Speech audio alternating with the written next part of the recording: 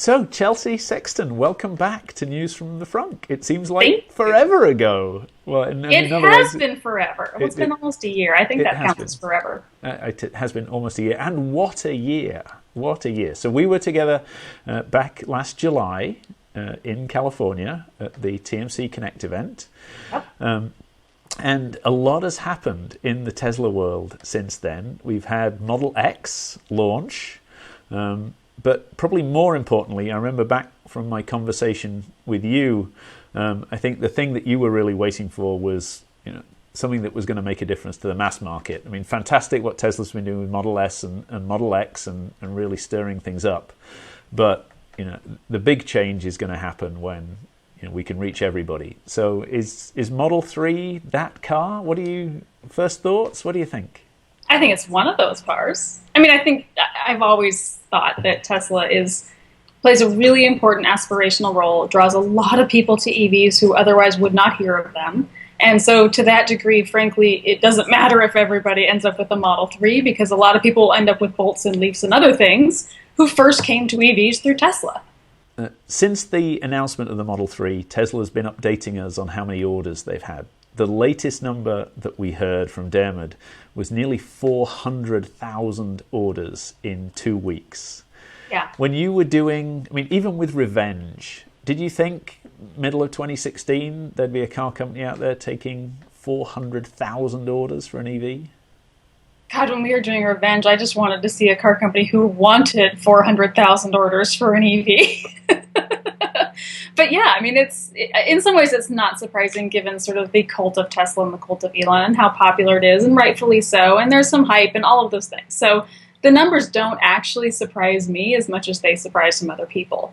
And they do tend to get written off a little bit as, well, that's not demand for EVs, that's just demand for Elon and for Tesla and the personality and all that. And there's no question some truth to that sort of thing. There's always been a history of not every order and reservation following through, not just for Tesla, but anywhere. You look at reservation numbers and some fraction will end up getting the car. But probably the most important aspect of it is simply the news that it's creating and the fact that people are paying attention. And, whether it's written off or not, this is absolutely demand for EVs as much as it's demand for Tesla. And it certainly is an indication that there is desire for EVs of this type of category. And we know that things like the Chevy Bolt and the Gen 2 Nissan Leaf will also look somewhat like it in terms of 200-ish mile range, $35,000, $37-ish thousand. They're in a similar ballpark. Obviously, there will be many subjective differences between them, and people will make their choices. But yeah, it's exciting no matter what the reality of deployment turns out to be. Yeah. Now, this is a Tesla show, but let's just talk about more generally the state of the EV market. Because, as you say, the buzz associated with Tesla and the Model 3, has really driven mainstream media to talk much more widely about EVs in general. Yeah. So are you more optimistic, still frustrated? What's the general state of Chelsea's take on the EV world generally? Yes. Yeah, I'm always optimistic. I sort of have to be. It's part of what keeps me doing this for 20 years and not burning out too often. But at the same time, I also know that we need more car companies than Tesla, more models than Model 3. And so as much as Tesla does, I also have always believed and still believe we need also the incumbent, or at least some of the incumbent automakers to come to the party. I'm thrilled that Chevy is, although I'm frustrated with this snarky, arrogant tearing down they've been doing of everybody else, and I'm a little worried about what that's going to do to the Bolt. I think it could end up being crushed under the weight of all that arrogance. And I think it's ironic that just when we finally gotten Tesla to quit picking on everybody else, now we have Chevy picking on everyone else. But at the same time, we also need more than just 2 or 3 car companies, because there's no one gas car for everybody, there'll be no one electric car for everybody, even if it's a Tesla. And so the more variety and volume we can get to the party, the faster this will grow. And until we get that variety and volume, it's not going to grow that much. And so we will continue to have all of the naysayers go, see, even when you offer the, quote, affordable electric cars, people still don't want them. Yeah. So I'm going to put you on the spot. Yes. I love my Model S. I have been critical about some aspects of the Model X. Yes. From what I've seen, I wasn't at the Model 3 launch event, but from what I've seen, I like almost everything about it except that tiny trunk opening. Being used to having all that wonderful space in the Model S, and there's a lot of debate going about that on the forums. Yeah. I can put you on the spot. What's your opinion? Do you love it? Do you hate it? Do you like some of it? Be honest. Well, I was doing some live commentary online during the unveiling, and I tweeted, and so I'm on the record as saying, oh my God, I hope it looks better in person. I think it's promising. I actually don't mind the back so much as that nose. I just, I cannot love that nose. Although at least it's been hinted that might change. So, grain of salt. I think it's promising, and I think it's fine. I don't hate it, but I just don't love it. I don't, that kind of thing. So hopefully it'll be tweaked a little bit between concept and production, and I will keep my fingers crossed for that. Yeah, well, I did find I had a very similar opinion to the Model X nose when they first showed that. Me too. Certainly in person, I find it much more attractive and much, it would have to much be. Less annoying than it. I'm sorry, but it would have to be. On the pictures. But at the same time, a lot of the EVs out there, some are sort of on the super quirky side, but most of them are in that fine category. They look fine. They don't blow me away or anybody else, but they're fine. They do the job. And that's all subjective. The aesthetics are always going to be subjective. So I'm not really worried about that. And certainly no one is going to not buy that car if it keeps that nose. It's going to otherwise be a really good, fun car, and so it'll all be fine. I'm a little, in terms of concerns, I'm a little bit more wrapped around whether, like with every other model so far, they end up becoming so obsessed with some feature that it ends up delaying the car, and sort of I'm a little worried about the quality issues that are currently happening on X being worked out, and everything will become more magnified on a higher volume, lower price, quote, more mainstream car. And there will be less tolerance by the market for any of it. So to the degree that I am at all worried about Model 3, it's on those fronts, not at all the design. Yeah. Interesting. Okay. Supercharging. Yeah. Probably the most underrated aspect of the whole Tesla story, I would suggest. A lot of people, focus on the cars and the Gigafactory and all those types of things, but in my opinion, that whole supercharging network has probably done more to drive confidence in EVs than almost anything else. A, I suppose, would you agree? And B, does that bode well or poorly for the other manufacturers out there who don't have a supercharger network like Tesla's?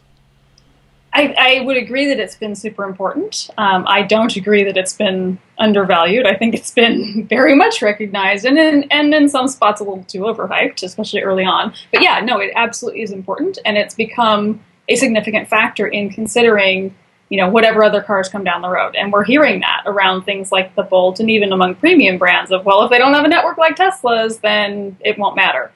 The reality is most people charge at home, especially in a premium brand, and they're not dependent on that public charging, but it plays a really important psychological aspect in people being willing to buy the cars at all. And that's the important part. And I think there's some evidence of that when you see a company like Audi, for example, come out last November at the LA Auto Show and say, by the time our first big EV, full EV launches in 2018-19, we too will have a nationwide charging network that is actually slightly faster than Tesla's current network. So everyone is aiming at least some basic framework skeleton of a nationwide network, and recognizing that it's going to be 150 kilowatt, somewhere in that range, and ultimately there's been talk of things up to 350 kilowatt. But yeah, and I think as this category broadens, we'll also start to see a little bit more parsing by the market about charging speed, not just, it's a new piece of the vernacular to an average buyer, so they're not really thinking about it as much. But as much as they're focused on range, I think someone will end up looking at something like a Chevrolet Bolt and saying, well, that charges at 50 kilowatts. This other car charges at 150 kilowatts. So, which, charging speed is not really important at home, but it becomes very important in public. So it's not just whether or not there's a network, it's how convenient is it going to be to use it. and how much can it optimize the fast network that may be out there. If it can only charge at a third the speed, that's nice, because 95% of the time you don't need it anyway, but it still will become a buying factor. Yeah. Are you disappointed that there isn't kind of a fast charging EV network standard that's being adopted by Tesla and the other manufacturers? There is this fragmentation that's going on at the moment, or am I just being too nitpicky? Well, I find it ironic, given how much crap we all took in the 90s about inductive versus conductive. I mean, we had two standards, and everyone's like, how stupid are all of you? And now we have three. On one level, does it add complexity and frustration to the buyer? Yes. Is it an absolute deal breaker to the deployment of EVs? No. But yeah, it's another thing to manage. And I think part of what is frustrating is the pissing contest aspect of it. It's not a conversation that has largely been driven by what is better on an objective basis. It is very much a siloed, I don't want to use what the other guy is using, driven by ego sort of thing that has kept really anybody from wanting to compromise, including Tesla to anybody else, or anyone else to Tesla. Yeah, and is there one of the problems with this, of course, is it's not a US phenomenon, it's a global phenomenon. Sure. And there are international standards making bodies, and there are standards out there for charging. But is there anybody that can and should get into the middle of that fight and try and make everybody grow up and behave for the future of the EV industry in general? Yeah, that's kind of what I feel. I end up saying it, but I wish somebody could actually do it. Sort of go, all right, everybody out of the pool. We're going to play nice in the sandbox. There's always been sort of a lack of adult supervision to a lot of this EV movement, and certainly in this generation of it. There's been very little learning from those that have come before, and it's most evident on the Wild West of the charging front. And from an international perspective, if you consider US and Europe and Type 1, Type 2, and now China and all these other international aspects, that it's going beyond the complexity of the three connectors. Having just been in New Zealand, they're even more frustrated because they're having to import cars from all over the place. So they're having to deal with the three connectors plus the Type 1, Type 2 variations. It's incredibly frustrating to try to grow this. It will work itself out, and to some degree it will be market-driven, but it's unfortunate that we sort of have to go through those growing pains. In the US, I'm kind of reading the tea leaves and wondering the most about CHAdeMO at this point. Watching Hyundai cross from CHAdeMO, which they're still using in Korea, to CCS in the US for the upcoming Ioniq, which may or may not be in giant volumes, but it's an interesting political maneuver. Mitsubishi is stripping DC fast charging capability from the Outlander for the US, so they're sort of abdicating what used to be a choice for CHAdeMO, which very much leaves Nissan as the only one to kind of keep this going in the US. And I'm curious to see if they do, but I'm not convinced that they will single-handedly keep this going, or at least continue to deploy charging, because to Nissan's credit, they have spent probably as much as Tesla, really, on public infrastructure, perhaps not as effectively, but the effort has certainly gone into it. The checks and dollars have gone into it, and not gotten that much credit for it, for a whole variety of reasons, some of them self-inflicted. But I don't see them keeping that up forever, just to keep a standard alive when no one else is using it. So that leaves me a little bit concerned for the existing Leaf and IMEV drivers. Yeah. But I also believe that this will also somewhat be solved by the inevitable billion adapters everybody will develop to help bridge these paths. It's going to be interesting for a few years to come. So wrapping up, we've seen something like 400,000 orders for Model 3. Elon has been very vocal since he announced the super secret business plan. That he wants to see massive adoption of EVs, not only from Tesla but from the entire industry. Well, that's a newer layer to his speaking, but I'm glad to hear it more recently. So we've had a lot of announcements from Audi, from Porsche, from GM. Lots of car companies are putting their foot in the water, but there are relatively few, with the possible exception of Nissan, that are really currently doing anything in volume.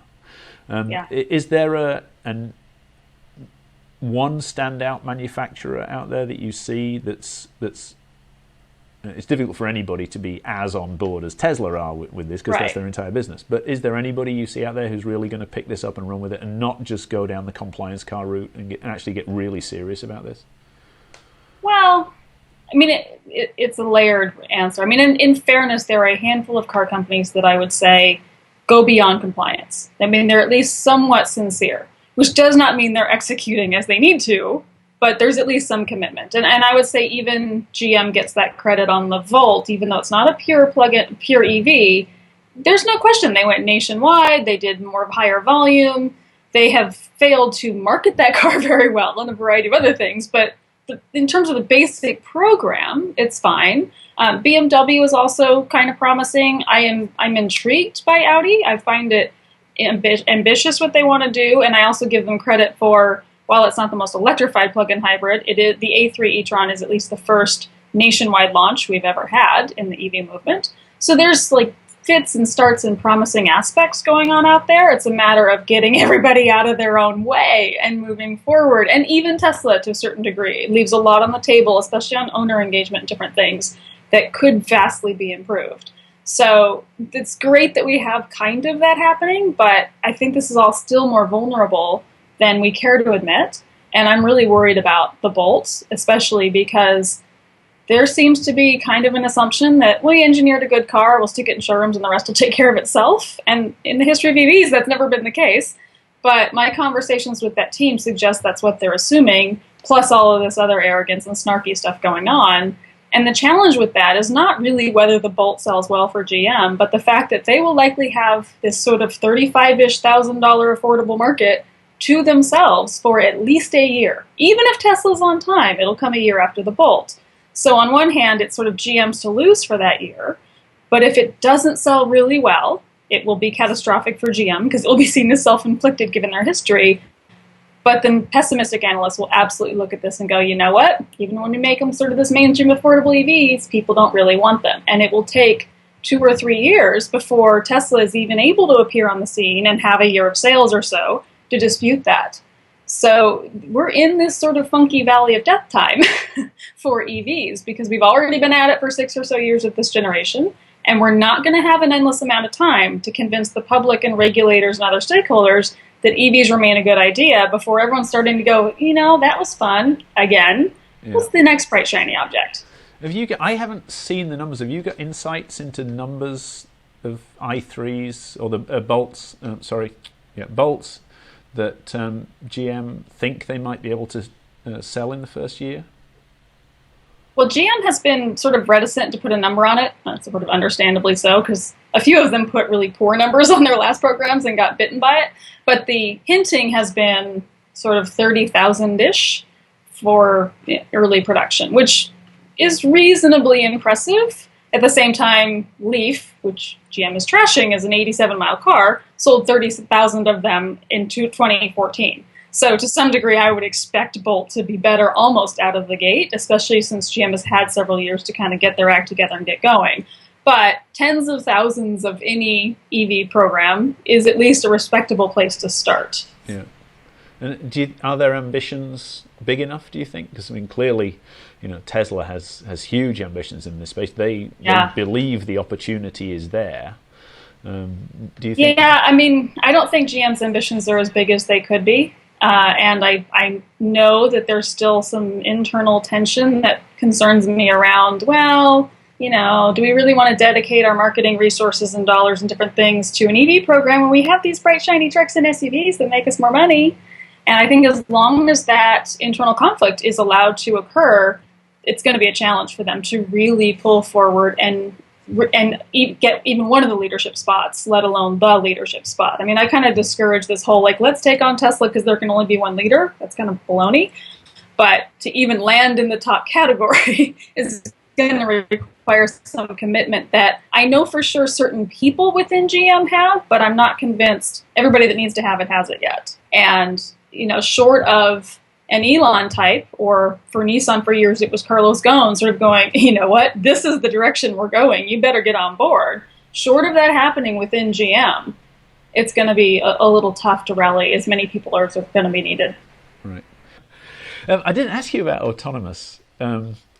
Have you driven a Model S with the autopilot? I have ridden. In fact, I rode in one for hundreds of kilometers last week. Okay, and what do you think? Oh, I'm a fan of the technology. I mean, I'm a nerd anyway, but you also can't, or at least I don't, play with EVs for any amount of time and not get sucked into all the other attendant technologies that go with it. I'm big on autonomous driving. I'm a pragmatist in terms of the time it'll likely take. I do agree a little bit with sort of the general industry concern and some of the ways Tesla has deployed it in the sort of beta, let people do things stupid with it that may end up becoming a problem, slowing everything down. So I'm a little aware of those sorts of things, and I come from my usual perspective, love what Tesla's doing, don't believe they do no wrong ever, even on autonomous. And I understand the frustration of some of the other automakers who are kind of going, they have level 2 autonomous, so have we for several years, and yet they get all the credit. But we're used to that happening. Yeah. But it's the same kind of thing where, a lot of people are really concerned and confused about autonomous driving. And if you ask 18 people what it even means, they'll give you 18 different answers. And it's very complex because there's 6 levels, and there's the sort of incumbent automaker approach of very incremental adding features versus the Google driverless from the start approach, but low speed. No one understands those two paths. And so, to some degree, I end up doing a lot of that kind of interpreting. But like on EVs, to the degree that Tesla helps get people excited about autonomous, even if the technology is not leaps and bounds ahead of everybody else like they get credit for, great.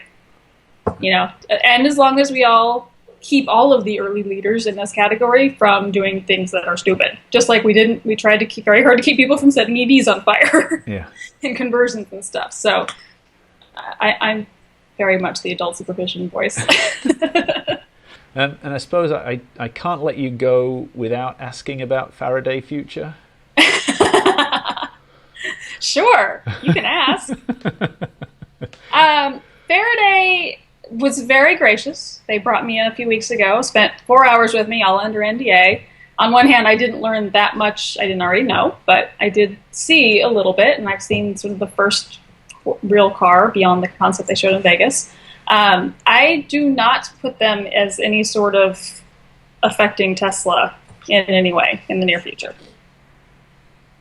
So I believe they're a very ambitious company. Yeah. The viability of which is still in question. I absolutely believe they're a bunch of true, sincere believers. I also have some significant open questions. But whatever happens with Faraday, it's not going to be of the caliber that will in any way challenge Tesla in the next several years. At the same time, even if they manage to pull off this quote impossible, there's room for more than one. Oh yeah, I mean absolutely. The industry is and needs to be huge with lots and lots of alternatives. So yeah, I mean the biggest risk is that we have more Fiskars, more better places, more really, really super hyped, lots of money companies who end up failing for whatever reason, intentional vaporware or not, and that each of those becomes a black eye in the technology. And as time goes on, it's a smaller black eye than something like Fisker was some years ago when there was so little of this at all. It has a smaller comparative impact, but none of them are good for us. Yeah. All right, you've been very gracious with your time. Thank you so much. I appreciate you interrupting your Saturday morning to chat with me. Thank you. Hopefully we can connect. We don't know yet whether TMC Connect is going to happen this year, so if we can get together, we will. If not, I'd love to have another chat with you in another few months. As well, so we don't know when Elon's going to give us the rest of the Model 3. Yes. Version 2, whatever that, the spaceship, whatever the heck that's going to be. So I'll definitely reach out to you then and get your opinion. You know where to find me. Absolutely. Chelsea Sexton, thank you very much indeed. Thank you.